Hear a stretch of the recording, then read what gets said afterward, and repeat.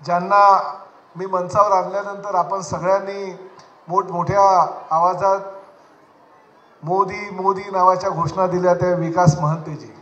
सर्वप्रथम विकास महंतेजी आपलं मी ह्या माझ्या विधानसभा मतदारसंघात मनापासून स्वागत करतो की खरोखर आमच्या महिलांमध्ये एवढा उत्साह संचारला होता तुम्हाला मंचावर बघून की त्यांना प्रत्येकाने चिमटा काढून बघितले की खरोखर मोदीजी आहेत की नाही। आणि अशा प्रकारे त्यांचा उत्साह झाला। आता थोडा वेळ झाला कारण 5 वाजल्यापासून विचारा सगळे आमचे पदाधिकारी ह्या ठिकाणी आलेले आहेत कारण आमचा मेळावा म्हटल्यानंतर 6 वाजताची आम्ही वेळ जरी दिली तरी 5 वाजल्यापासून हा हॉल आमचा भरलेला असतो। बाकीचेही कार्यक्रम करून आमच्या महिला भगिनी प्रामुख्याने मोठ्या प्रमाणात या ठिकाणी आलेले आहे। खरं तर ज्यावेळेस मी आतमध्ये आलो त्यावेळेस मला असं वाटलं की हा चुकून आमच्या महायुतीचा मेळावा आहे की महायुतीच्या महिलांचा मेळावा आहे असं मला थोडंसं जाणीव झाली कारण महिलांची संख्या फार मोठ्या प्रमाणात या ठिकाणी आहे। काय तुम्ही अजूनही पालकत्वाची वाट पाहताय? 95,000पेक्षा अधिकच्या कुटुंबाचे आयुष्य आनंदाने भरले आहे। आजच कॉल करा आणि मिळवा फर्टिलिटी ट्रीटमेंटवर सूट आणि सर्वांना द्या आनंदाची बातमी। तुमच्या सगळ्यांचं मी मनापासून आभार मानतो। फक्त 2 दिवसाच्या एका मीटिंगच्या माध्यमातून आपल्यापर्यंत मी हा मेसेज दिला आणि महायुतीचा मेळावा ओवळा माजिवडा मतदारसंघातील ठाणे भागातील आहे असं जाहीर केलं आणि त्याबरोबर तुम्ही एवढ्या मोठ्या संख्येने या ठिकाणी आलात त्याबद्दल मी आपला लोकप्रतिनिधी म्हणून मनापासून आपलं आभार मानतो। खरं तर केसरकर साहेब याच लोकांनी मला 2009ला तुमचा सहकारी म्हणून विधानसभेत पाठवलं। याच लोकांनी 2014 साली मला विधानसभेत आमदार म्हणून पाठवलं आणि 2019 मध्ये सुद्धा ह्याच लोकांनी प्रचंड मताधिक्याने म्हणजे 84,000च्या मार्जिननी यांनी मला विधानसभेमध्ये पाठवलं। त्यामुळे हे सगळं जे प्रताप सरनाईक इथपर्यंत पोहोचलेलं आहे त्याचं सगळं आणि सगळं श्रेय ह्या उपस्थित माझ्या माता बहिणी आणि माझ्या बंधूंना आहे याचं मला या ठिकाणी अभिमान वाटतो।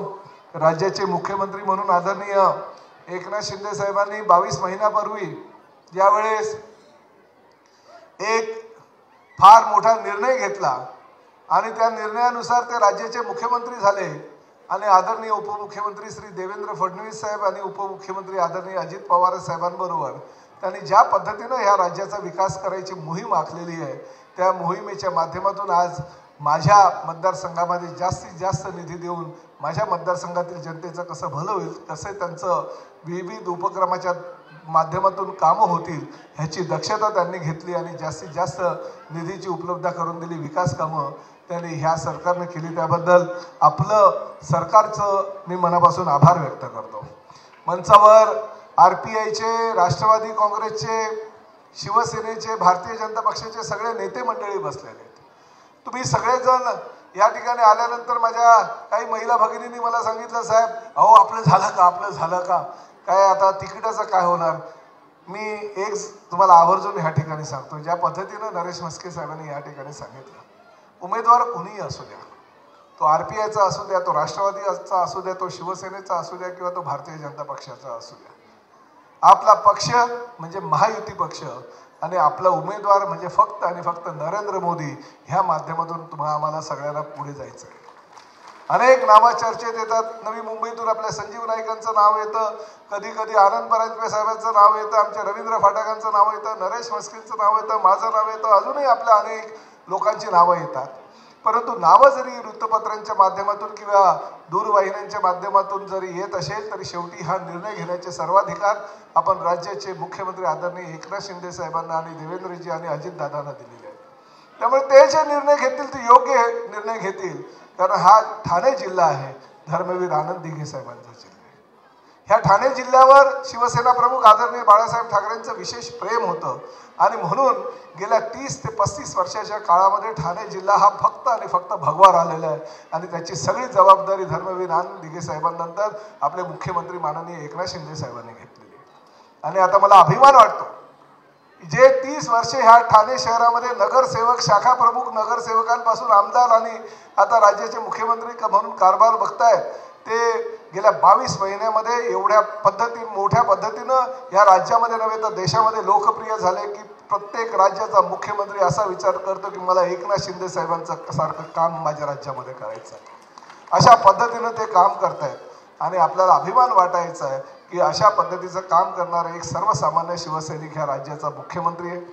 मी ज्यावेळेस ह्या सभेच्या माध्यमातून नरेश म्हस्के साहेबांनी आमच्या शिवसेनेच्या सगळ्या पदाधिकाऱ्यांची बैठक टेंबी नाक्यावर झाली, त्यावेळेस म्हस्के साहेबांनी सांगितलं की साहेब आपण विभागीय मेळावा घेऊ. मी सांगितलं आपण साहेब एक विधानसभेचा मेळावा घेणं गरजेचं आहे, कारण काही कार्यकर्त्यांच्या भावना असतात, त्यांच्या काही सूचना असतात, त्यांनाही वाटतं की दुसऱ्या पक्षाचे मेळावे चाललेले आहे विभागीय, दुसऱ्या पक्षाचे मेळावे मोठमोठ्या हॉलमध्ये चाललेले आहेत, ते आपले मेळावे सुद्धा होणं गरजेचं आहे. आणि ताबडतोब 3 तारखेला त्यांनी कोपरी पाचपाखाडी आणि ठाण्याच्या मतदारसंघाचा जो मेळावा आहे तो टिपटॉप प्लाझा येथे घेतला. काल मीरा भाईंदर शहरातील 1.5 विधानसभा मतदारसंघ त्याचा जो मेळावा आहे तो लता मंगेशकर नाट्यगृहामध्ये घेतला आणि आज ताबडतोब काशीनाथ घाणेकर नाट्यगृहामध्ये ओळा माजिवडा विधानसभा मतदारसंघाचा मेळावा घेतला.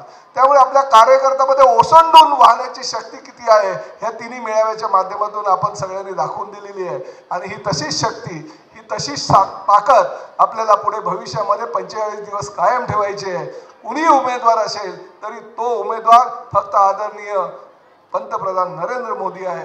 या माध्यमातून आपल्याला प्रचार त्या माध्यमातून करायचा आणि लवकरात लवकर उमेदवाराची जी घोषणा आदरणीय मुख्यमंत्री आपल्या महायुतीच्या माध्यमातून करतील त्या उमेदवाराला निवडून आणण्याची ताकद आपल्या सगळ्यांमध्ये आहे. गेल्या लोकसभेच्या निवडणुकीमध्ये आपण 4,10,000चं मताधिक्य मिळवलं होतं, परंतु ह्या निवडणुकीमध्ये मात्र आपण 5 लाखाचं जास्त मताधिक्य मिळवू असा विश्वास तुमच्या वतीनं मी या ठिकाणी मंचावर उपस्थित असलेल्या सगळ्यांना देतो. आपल्या सगळ्यांचं ह्या ठिकाणी आल्याबद्दल मनापासून आभार मानतो. जय हिंद, जय महाराष्ट्र, जय श्रीराम.